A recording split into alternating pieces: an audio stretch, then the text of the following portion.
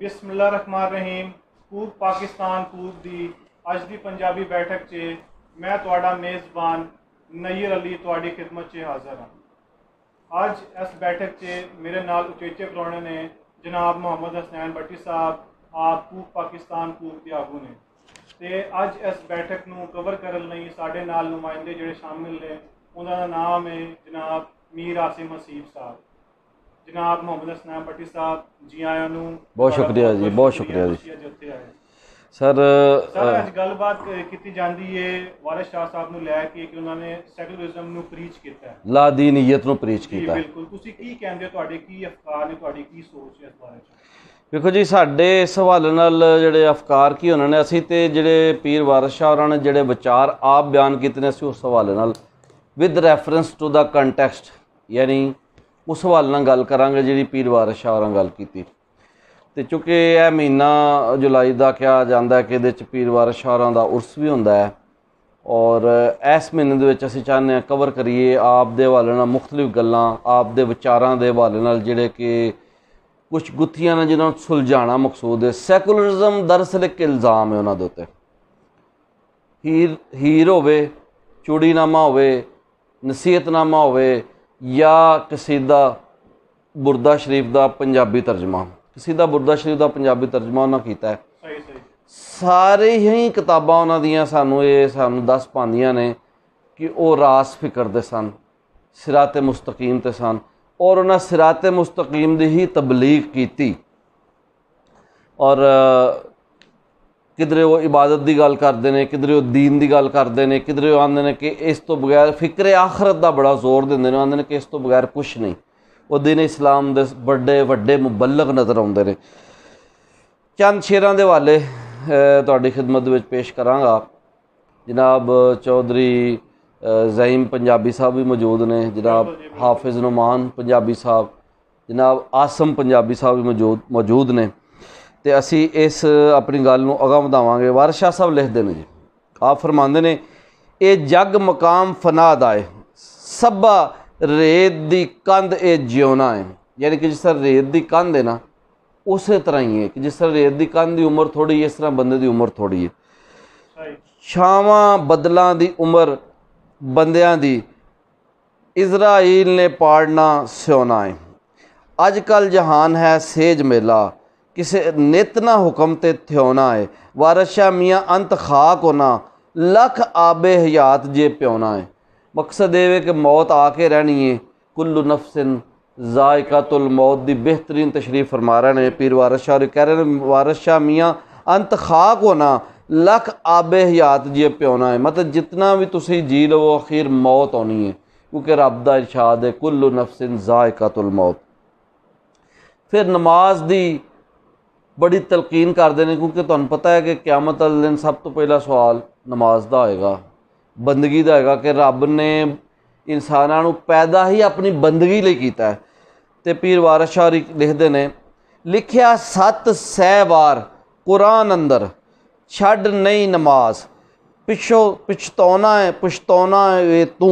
यानी फरमाते हैं कि अगर तू 700 वार जिहड़ा कुरान का हुक्म है नमाज के हवाले नाल अगर तू छड़ेगा तो पिछों तेनू पछताना पैगा।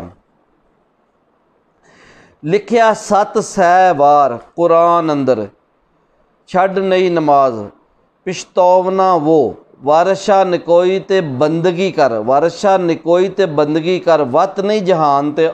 जिक्र एक होर थां करते हैं, कहते हैं वारिस शाह नमाज का कर्ज वड्डा, वारिस शाह नमाज का कर्ज वड्डा, सिरों ला ओ दिलबरा वास्ता ही। यानी कि इसनूं जल्दी नमाज नूं अदा कर ताकि तेरे तो एक कर्ज लै जाए। अच्छा, फिर वो कहते हैं यानी अपनी जिहड़ी शोरा आफाक कलाम हीर उहदे एंड दे विच लिखदे ने, वारिस शाह तमामियां मोमना नूं दई दीन ईमान लकामियाँ। यानी वो तो दीन ते ईमान की गल कर रहे हैं कि दुआ फरमा रहे हैं अल्लाह ताला अगे। कहते हैं बख्श लिखन वालियां जुमलियां नूं, पढ़न वालियां करी अता मियाँ, सुनन वालियां नूं बख्श खुशी, दौलत रखी जौक ते शौक दा चाह मियाँ, रखी शर्म हया तू जुमलियां दा, मीठी मुठ ही दे लगा मियाँ। यानी मकसद ये वे कि पर्दे के अंदर ही सारिਆਂ ਦਾ पर्दा ए मौला करीम साडा पर्दा रख साडे गुनाहां दे ऐब ढक लै और साडी जिंदगी नूं इस तरह लगा दे कि साडा पर्दा अल्लाह ताला तू रख महफूज रख कि साडा पर्दा चाक ना हो जाए। तो फिर एंड ते आंदे ने वारिस शाह तमामियां मोमना नूं दई दीन ईमान लकामियां। दोबारा मैं बंद पढ़ांगा। कहते ने बख्श लिखन वालियां जुमलियां नूं पढ़न वालियां करी अता मियाँ सुनन वालियां नूं बख्श खुशी दौलत रखी जौक ते शौक दा चाह मियाँ रखी शर्म हयात नूं जुमलियां दा मीठी मुठ ही दे लंघा मियाँ। वारिस शाह तमामियां मोमना नूं दई दीन ईमान लका मियाँ यानी ए अल्लाह ताला सानू दीन ईमान अता कर ते लका दीदार नूं आंदे ने कि अपना दीदार अता कर। ज़ाहिर है जिहड़ा ईमानदार होएगा उन्होंने क़यामत वाले दिन अल्लाह ताला दा दीदार नसीब होएगा। फिर फरमाते ने अमलों तो बाज कुछ नहीं। फिर एक जगह लिखते हैं अमला बाज दरगाह विच पौन पोले पोले लोकां विच मियाँ वारिस शाह आया यानी अपनी आजिज़ का इजहार कर रहे हैं कि लोग मैनू मियाँ वारिस शाह के नाम नाल जानते हैं मगर बिल्कुल अमल को नहीं। यानी एक जिहड़ा नाकिसुल अमल बंदा है वो बारे असल पीर वारिस शाह गल कर रहे हैं कि अमला बाज दरगाह विच पौन पोले लोकां विच मियाँ वारिस शाह होया। तो फिर एक होर थां लिखते हैं वारिस शाह वसा की जिंदगी दा साडी उम्र है नक्श पतासियां ते यानी पतासियां ते कोई नक्श पाया होए तो वो कोई नक्श रह सकता है कपड़े ते नक्श रहिंदा है ना यानी साडी जिंदगी दा वो हाल है। वारिस शाह वसा की जिंदगी दा साडी उम्र है नक्श पतासियां ते फिर गफलत की मजम्मत करदे कहंदे ने वारिस शाह जवानी विच मस्त रहा वक्त गए ताई पछताउंदा है यानी अगर बंदा अपना वक्त लंघा देगा तो वह पछताएगा। और उन्हों का फनी कमाल है कि वह सियासी वाक़या बयान करन समाजी रहनुमाई करन एंड ते दीन की गल करते हैं। मसलन जो सियासी अफरा तफरी का दौर से वारिस शाह लिखते हैं पिया मुल्क दे विच सी बड़ा रौला हर किसी के हथ तलवार होई जदों देश ते जट सरदार होए घरों घरी जान नवीं सरकार होई अशराफ खराब कमीन ताज़ा जिमींदार नूं वड्डी बहार होई चोर चौधरी यार ने पाक दामन बूथ मुंडली एक थो चार होई।